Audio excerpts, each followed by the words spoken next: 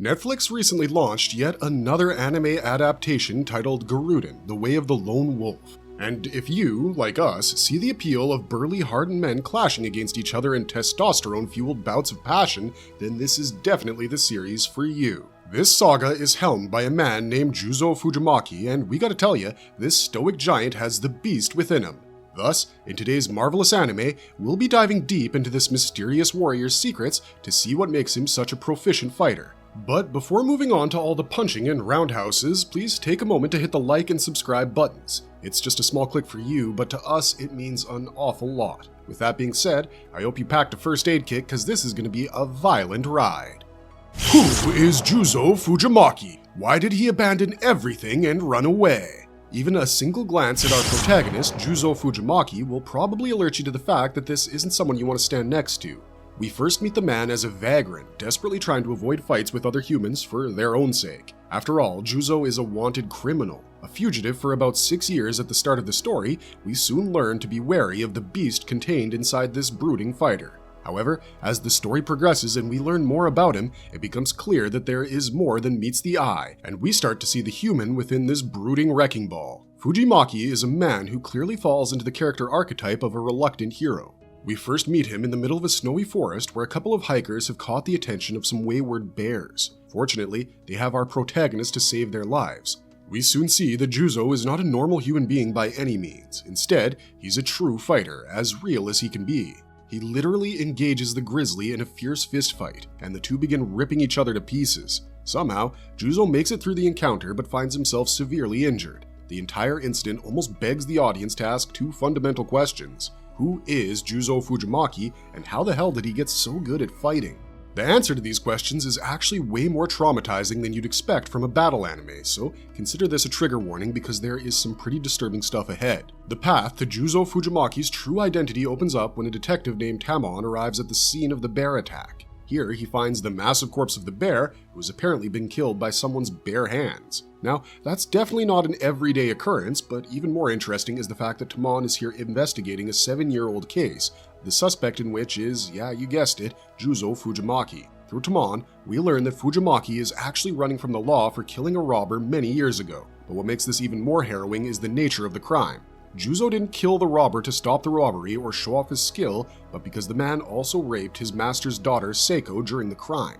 The sight of the distraught woman cowering on the floor is something we see again and again throughout the show. Needless to say, an act like that drew out the worst in our noble brawler, prompting him to use his ultimate move, the Tiger King, on the criminal. When the man who can kill bears in a fistfight uses his ultimate move, it's safe to say that the ordeal will be over quickly. Following the robber's death, Juzo ran away from the authorities, cementing his status as a criminal. At this point in the video, we should also mention that this is a world where different factions are constantly going at each other's throats for one simple reason, which is to prove that their fighting style is the strongest. Fujimaki is a pupil of the famed Takemiya Ryu fighting style, which often conflicts with the Hokushankan karate school. In the latter part of the series, we also learn that Fujimaki was trained by a master known as Izumi. At this point in the saga, there are only 3 people in the world who are familiar with the Takemiya style, and eventually, Fujimaki is forced to fight them all to inherit the school. In this world, the characters fight out of sheer passion and love for the act, finding almost spiritual pleasure in breaking each other's limbs. Despite this, the incident with Seiko bears so heavily on Fujimaki that he literally abandons fighting altogether. That is, until the aforementioned bear sequence. But surviving the bear is essentially the beginning of Fujimaki's troubles. His battered body is carried away by a group of strange men clad in black suits. This leads to Fujimaki making a pretty swift recovery, but there's something even darker lurking within him. Meanwhile, we learn another interesting fact about the relationship between Fujimaki and his pursuer Tamon. So it turns out that many years ago, Tamon was a martial arts enthusiast himself. Then, one day, Fujimaki arrived at his dojo and beat him at his own game. Disheartened and defeated, Tamon became a police officer and was eventually assigned Juzo's case. This makes the entire affair more personal, and we're all for it. Just take a look at the menacing way in which Tamon's veins flare up when he thinks of Juzo, and we're certain that you'd be as excited about this rivalry as we are. The last step to understanding Fujimaki is to understand his innate sense of honor. A couple of episodes into the series, we're introduced to the concept of Kodoku. This is essentially a no-holds-barred underground tournament where the most fearsome fighters in the world partake in glorious bloodshed. When the nefarious sergeant, who's built up to be the one behind this entire mess, finally reveals herself to Fujimaki, our protagonist is offered his freedom in exchange for his participation in the tournament. This all-powerful collective seems to be capable of even erasing all of Fujimaki's criminal records. But even then, Fujimaki bluntly denies the offer due to his past trauma and personal honor. The sergeant chooses this opportune moment to reveal that it was actually her group that rescued Fujimaki after the fight with the bear. She declares her steadfast belief in the fact that Juzo just might be the strongest living fighter on the planet, and the strongest fighter tournament without the actual strongest fighter doesn't make any sense. As the sergeant predicted Fujimaki's reluctance to join the tournament, she had her doctor release about 1,000 dormant eelworms into the fighter's bloodstream. Now, things swimming around inside your body is pretty horrifying, but the true terror lies in the fact that these worms have been embedded with semiconductor nanoparticles. This implies that the moment these dormant machines are activated, they will literally begin to penetrate through Juzo's veins from the inside. At this point, he didn't really have a choice. Fujimaki agrees to join the tournament and spends the rest of the show fighting various enemies, each more dangerous than the last. Since unhinged violence is completely accepted in this world, most of these fights are to the death, and this causes Fujimaki to struggle a lot while trying to contain his inner beast. Now that you're basically up to date with Fujimaki's origins and identity, let's take a closer look at his insane physical prowess. How does Fujimaki kill a brown bear with his bare hands? It's kind of fascinating that this entire series opens with a sequence of Fujimaki going up against a giant grizzly bear. What better way to showcase the fact that your main character is a literal beast in every sense of the word? But it does beg the question, what can a man do to beat a feral bear? Well, for Fujimaki, the answer came in the form of his ultimate technique, the Tiger King. This is one of the most potent techniques in the arsenal of Takemiya Ryu users and can actually be pretty lethal if used in the correct manner.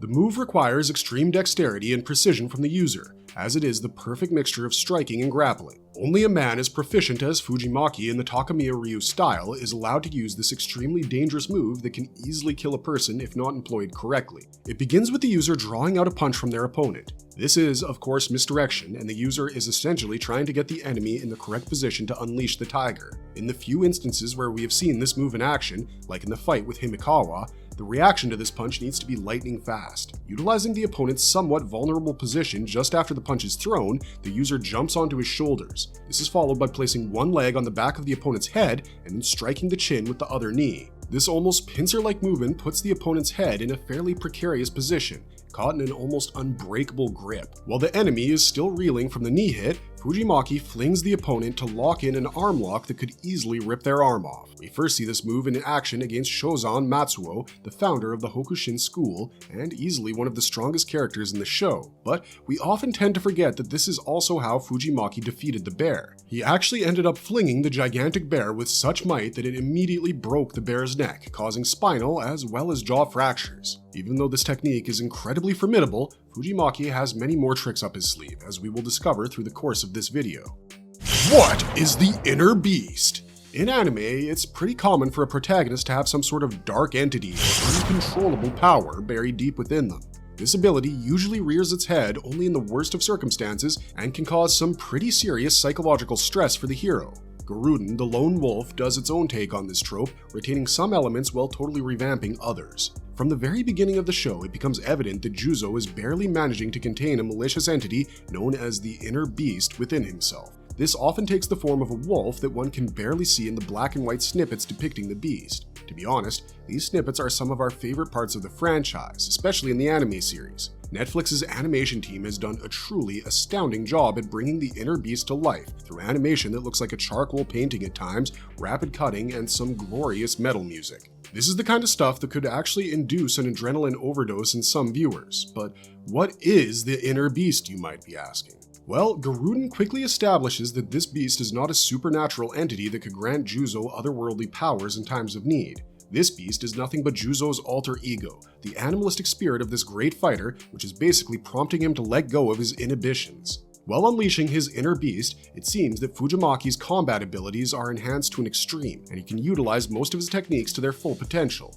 Usually, Fujimaki is pretty conscious of not using his fighting skills to hurt humans, but when the inner beast comes into play, all of this goes out the window. Take for instance the small skirmish in the bamboo forest during the first half of the series. In this sequence, 3 students of the Hokushanken style are pursuing Fujimaki to exact revenge for defeating their master. This is one of the first instances where we see the inner beast get out of hand, as Fujimaki not only defeats his assailant, but locks him up in such a position that even a minute longer could have resulted in the man's death. It's safe to say that the gentle and noble Fujimaki loses a bit of his humanity when accessing this hidden bloodlust, and we frankly never want to cross him while he's in that particular mood. The beast also seems to influence some physical changes in Fujimaki, making his veins seem really pumped up and allowing him to use his physical strength during attacks. But the worst part about it is the fact that it's pretty emotionally taxing on our protagonist. It's pretty likely that the inner beast first came into play on that cursed day when the robber assaulted his master's daughter, Seiko. This makes it evident that it takes a lot of stress and anger to bring this side of Fujimaki out, and maybe even makes him see himself as the beast. With inner demons like this, we can probably see why the man doesn't really want to engage in martial arts tournaments or fights in general. After all, the extreme rage that Fujimaki feels in this state leaves him helpless in front of his innate desire to beat the ever-living crap out of his opponents. And no, he doesn't stop when the man is battered and bloody. Instead, nothing apart from the opponent's life could ever satiate this terrifying beast. The Takemiya Ryu, precision and brutality. Now that we've talked about Fujimaki a little bit, let's take a look at the strange yet potent technique that he uses to outclass his enemies in every battle. As we already told you, the world of Garouden is a place where different fighting styles are always clashing against each other in a never-ending battle for supremacy. But after watching the events of the story unfold, we can say with confidence that the Takemiya Ryu fighting style employed by our hero might just be the most efficient form of hand-to-hand combat. The roots of this style are ancient, as it was born from a little-known style of fighting that emerged from the Yagyu Shinkage school. Takemiya Ryu wasn't even the only form derived from this style, as it also gave birth to the Araki style. Legend suggests that this style was created by a master who appeared in the Edo period called Hikojiru Izumi. The tales of Hikojiro's battles claim that at one point in time, this man could literally defeat bulls and bears with his bare hands. Now, who does that remind you of? Anyways, the current keeper of Takemiya Ryu's secrets is Hikojiro's descendant, Soichiro Izumi. Apart from Izumi, there are only 4 men who know this terrifying fighting style, which obviously includes our wild hero Fujimaki. Over the course of the story, it becomes evident that Fujimaki is the true inheritor of this style, but he must prove it by defeating all the other users in fair fights. The Takemiya Ryu is essentially a bare-knuckle fighting style that pushes the human body to the very extreme. It also has certain techniques that can be utilized with weapons, but for the purposes of this video, we'll be sticking to old-school fistfights. From what we know up until this point, the style uses both striking and grappling to nullify the opponent's defenses and catch them off guard. As seen in the movie, Fujimaki teaches his protege, Jose Kikuchi. The style also places a great deal of emphasis on deception. The large focus on throws and grappling at the joints, however, makes this style seem closer to jiu-jitsu than karate. The many skills and techniques of Fujimaki. Number 1. Fast regeneration and resilience. So far, we've been marveling at the offensive capabilities of Fujimaki, but there definitely has to be something that allows him to survive the grievous injuries he sustains in battle. After coming back to his senses post-bear battle, the doctor treating him informs him that he is a genuine specimen, like one of the best human bodies he's ever seen, even from a strictly medical point of view. This allowed him to not only fight off the bear, even after being struck time and time again, but it also helped him to recover in record time. Fujimaki's numerous encounters also indicate that he has exceptional pain tolerance, which is further enhanced by the inner beast. When using the beast, Fujimaki's resilience is enhanced even further, and he can tank a hit from almost anything. Number 2. Ude Hishigi. The Ude Hishigi is a special lightning technique, whose full name is Ude Hishigi Juji Gatami. The technique basically disrupts the opponent's joints and muscles, causing unbearable pain and massively hindering mobility. Number 3. Tiger King. As we already stated, this is the ultimate move in Fujimaki's arsenal. When used without restraint, it can easily prove lethal, and as we saw in the case of Himikawa, you'd probably have to train for a lifetime just to learn how to defend against it.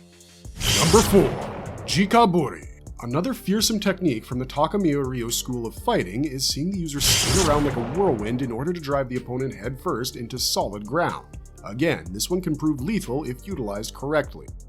Marvelous verdict! From the extensive list of Juzo's abilities and skills, it becomes clear that he's not just a normal person.